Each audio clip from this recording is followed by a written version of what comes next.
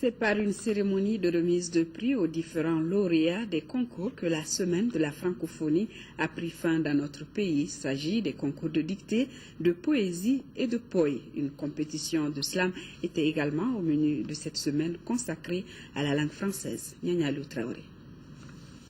Les 77 États, avec plus de 890 millions de francophones, célèbrent aujourd'hui la langue française. Chaque 20 mars est en effet consacré jour anniversaire de la francophonie. La Journée internationale de la francophonie n'est pas seulement festive, elle est surtout l'occasion de magnifier les idéaux de l'OIF. La francophonie constitue un rempart contre l'hégémonisme, contre le diktat de la pensée unique et toute forme de discrimination et d'exclusion. Le thème international pour cette édition est « Les jeunes ont du talent ».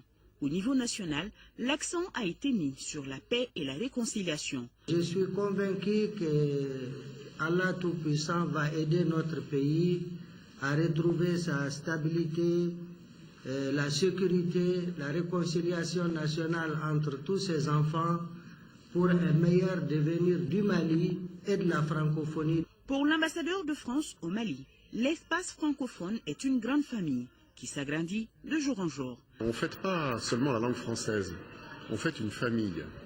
Parce que la francophonie, c'est une famille. Et finalement, c'est une famille où on a tous deux choses en partage, entre autres, les deux choses principales. La première, c'est la langue. Nous avons cette langue en partage. Et comme Français, je suis fier d'avoir la même langue en partage que mes frères maliens, par exemple. À noter qu'ici, au Mali, les festivités ont débuté depuis une semaine.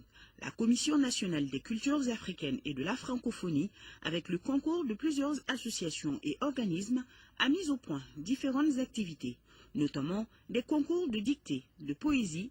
Pour clore donc cette semaine danse en culture française, des prix ont été remis aux heureux lauréats des élèves et lycéens de la place.